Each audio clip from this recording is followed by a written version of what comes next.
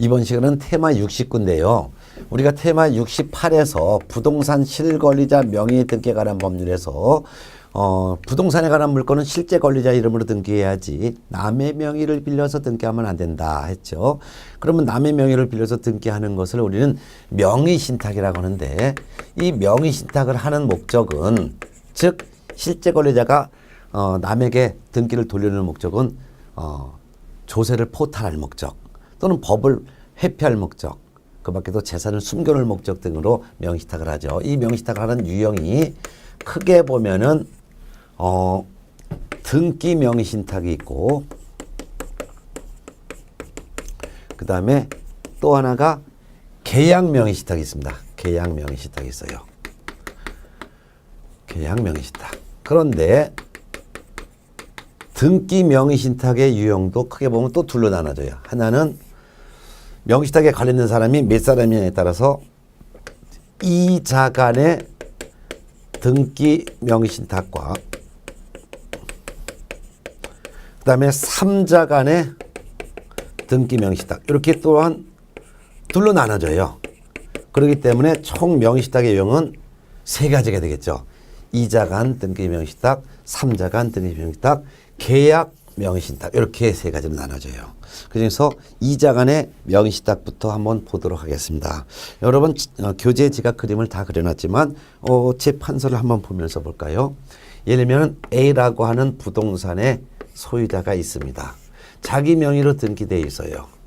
그런데 이 부동산을 그대로 A가 자기 명의로 등기하게 되면은, 등기된 걸 그대로 두게 되면은 A의 채권자가 이 재산을 경매에 붙일 것 같아요. 그래서 경매에 붙이기 전에 재산을 빼돌릴 목적으로 이렇게 B라는 사람한테 A가 부탁합니다. 내 명의 등기를 너 앞으로 좀 이전 좀 등기하자. 왜? 재산을 빼돌릴 목적으로. 또는 A가 이 부동산 말고도 여러 개의 부동산이 있어요. 그러면 종합부동산세가 나올까봐 그 세금을 포탈할 목적으로 B, 네 앞으로 좀 등기를 좀 돌려놓자 했더니 B가 그렇게 하겠대요. 그렇게 하겠다 승낙을 했어요. 그러면 A와 B 사이에는 약정을 했는데, 이와 같은 약정을 명의신탁 약정이라고 합니다. 명의신탁 약정이라고 하는 거예요. 이 명의신탁 약정은 무효가 되는 거예요. 효력이 없습니다. 명의신탁 약정을 한 다음에 A는 B 앞으로 소유권 이전 등기를 하겠죠. 근데 이전 등기하려면 이전 등기의 원인이 필요해요. 왜 A의 명의의 등기를 B로 이전 등기했냐? 이전 등기의 원인이 매매일 수도 있고 교환일 수도 있고 증여일 수도 있죠. 근데 증여 형식을 빌리면 증여세가 너무 많이 나오니까 매매 형식을 빌려요. 매매 형식을 빌려요. 근데 실제로는 매매한 것도 아니에요. 서로 가짜로 매매한 거죠. 이걸 우리는 가장 매매라고 해요. 가장 매매한 거예요. 가장 매매. 이 가장 매매는 통정으로 보는 거예요. 통정이기 때문에 이 가장 매매 계약은 효력이 무효가 되는 거죠. 그렇지만 가짜로 매매 계약한 것처럼 꾸며가지고 B 앞으로 소유권 이전 등기를 했습니다. 이 이전 등기도 역시 효력이 없어요. 무효가 되는 거예요. 무효가 되는 거예요. 그러니까 B는 소유권을 취득하지 못한 거죠. 무효니까 취득하지 못한 거예요. 그러면 소유권은 어떻게 되는 거예요? 원래 소유자인 A 앞으로 그대로 귀속하는 거죠. 그렇지만 남들이 볼 때는 이 등기부를 보면 이 부동산 B 앞으로 등기되어 있으니까 B 걸로 보여지는 거예요. 이런 걸 기하로 해서 B가 제3자 C에게 만일 처분했어요. 제3자 C에게 이 부동산을 예를 들어서 처분했어요. 처분했으면은 이 처분, 다시 매매 계약을 했다 이게요. 그럼 이 매매 계약은 사법상 계약이기 때문에 효력이 있어요. 유효고 제3자 앞으로 이전 등기합니다. 이 이전 등기는 이건 유효가 되는 거예요. 이전 등기는 유효가 되는데 제3자 C는 B와의 매매 계약을 할 당시에 B 앞으로 되어 있는 이 등기가 명의신탁에 의한 등기라는 사실을 몰랐건 또는 알았건 불문하고 제3자 앞으로 이전 등기는 유효가 되기 때문에 제3자는 소유권을 취득하는 거죠. 그러면 A는 신탁자인데 이 사람은 이제 제3자에게 넘어간 이후부터는 제3자에게 자기 권리를 주장하지 못하는 것이죠. 그러면은 이제 A는 B를 만나러 가죠. 싸우러 가는 거예요. 그럼 A가 바로 신탁자가 되는 것이고 B가 바로 수탁자가 되는데 신탁자와 수탁자는 부동산 실권리자 명의에 등기에 관한 법을 위반한 거죠. 누구든지 실제 권리자 이름으로 등기해야지 남의 명의를 빌려서 등기하면 안 된다라는 것을 법으로 위반한 것을 이유로 신탁자는 형벌받아요. 형벌은 5년 이하의 징역 또는 2억 원 이하의 벌금형, 그리고 부동산 평가액의 30% 범위 안에서 과징금도 부여받은 거예요. 과징금. 수탁자는 형벌받아요. 형벌은 신탁자가 받는 형벌의 반인 3년 이하의 징역 또는 1억 원 이하의 벌금형에 처벌받죠. 그 다음에 이 수탁자가 제3자에게 처분했죠. 처분하면서 돈 받았죠. 그래서 처분한 금액은 여보 제3자한테 돈 줬겠죠. 이 돈을 부당이득금이에요. 그래서 이 부당이득금으로 반환을 신탁자에게 해야 될 의무가 있는 거죠. 그런 거가 정리를 하셨습니다.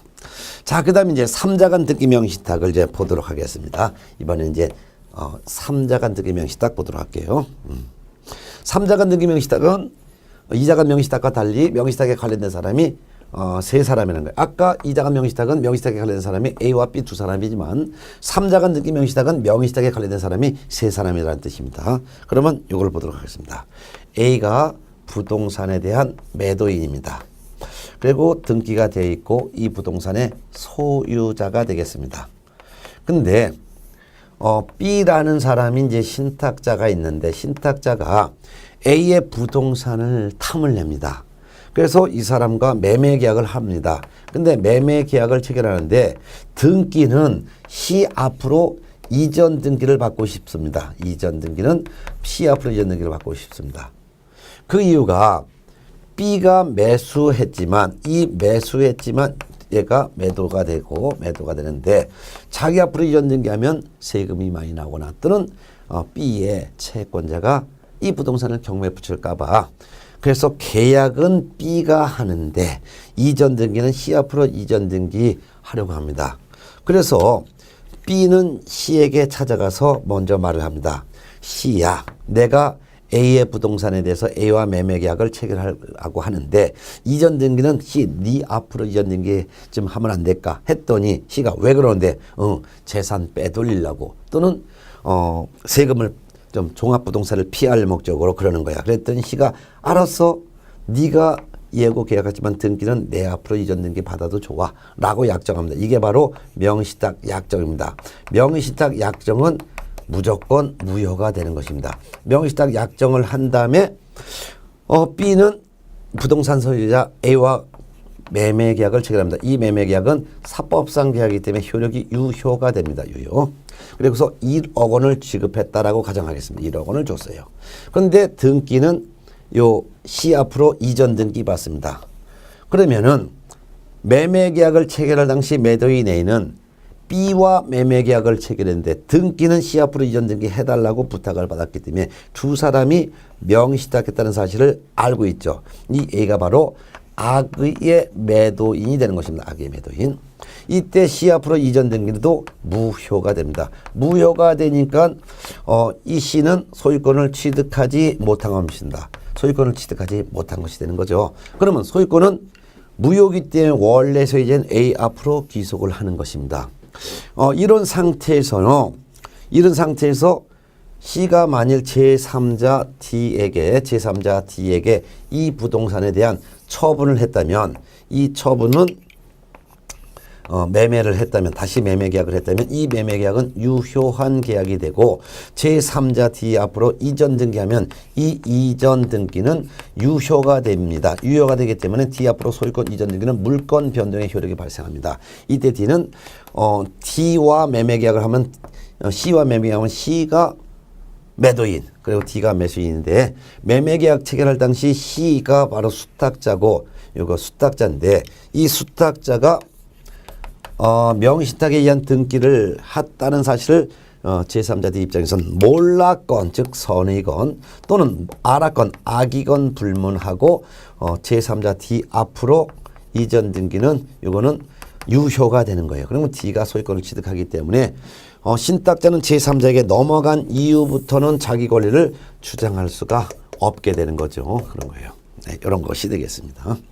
물론 이런 것을 걱정해서 B는 즉 신탁자는 수탁자가 제3자에게 처분하기 전 단계에서는 B는 매도인 A를 대위하여 C 앞으로의 이전 등기를 말소를 구하고 A 앞으로 이전 등기를 청구할 수는 있습니다. 이 매매계약의 유효를 이유로 신탁자는 매도인 A를 대위하여 C 앞으로의 이전 등기 요구를 말소를 구하고 신탁자 B는 A에게 소유권 이전해 줄 것을 요구할 수는 있습니다. 그렇지만 이런 것을 요구하지 않는 틈을 타서 B가 잽싸게 제3자에게 처분했다면 제3자는 선악불문하고 소유권을 취득하게 되는 거죠.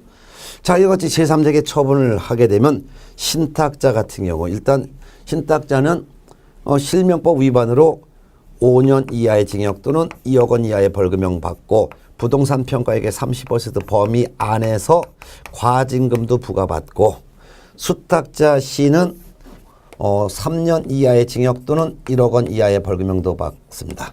그리고 제3자에게 처분했죠. 처분했으니까 부당이득금은 신탁자에게 반환을 해야 됩니다. 그렇지만 수탁자가 제3자에게 처분한 것은 이거는 횡령죄를 적용하지는 않습니다.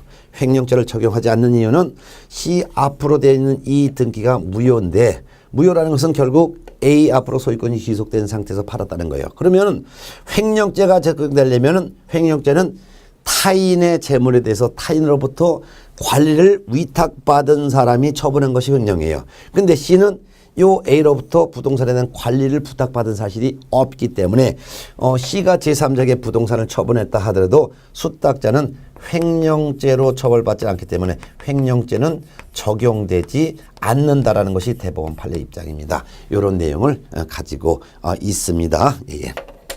자, 이게 이제 3자 간의 등기 명신탁인데 다만 요 제3자와 수탁자 사이의 매매 계약은 유효고 제3자 이전 등기는 유효인 것이 원칙이지만 대법원 판례에서는 다만 제3자 D가 수탁자와 매매 계약을 체결할 당시 이미 수탁자 앞으로 되어 있는 등기가 명의신탁에 의한 등기는 사실을 알면서도 불구하고 제3자 D가 수탁자 C에게 자기에게 처분한 것을 적극 적용하여 이루어진 매매 계약이면 이때는 이 매매 계약은 즉 제3자 D의 이 C의 매매 계약이라는 매매 계약을 함에 있어서 제3자 D가 C에게 자기에게 팔 것을 적극 적용하여 이루어진 계약은 민법 103조 규정된 선량한 풍속 기타 사유질서에 반한 행위로서 이때는 무효가 되고 이때 매매 계약은 무효가 되고 이전 등기 요것도 이때는 무효가 된다. 어떤 경우에 제3자 D가 C의 수탁자 C의 배임 행위에 적극 가담하여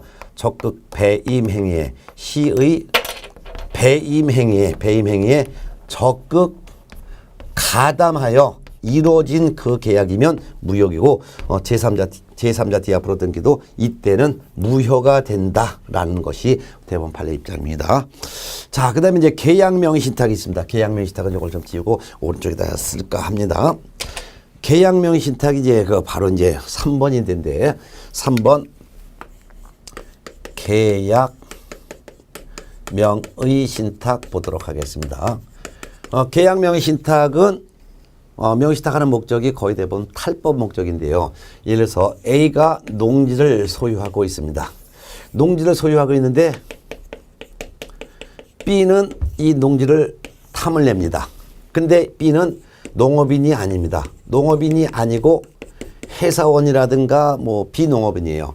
근데 농업인은 이 농지에 대해서 매매 계약을 체결했다 하더라도 이전 등기하려면 농업인이 아니니까 농지 취득 자격 증명을 발급하지 못합니다. 그러니까 농지 취득 자격 증명을 발급받지 못하면 농지 매매 계약 자체는 효력이 있지만 소유권 이전 등기를 할 수 없으므로 농지를 취득할 수가 없죠. 그래서 B라는 비농업인, 예를 들면 회사원이라고 할게요.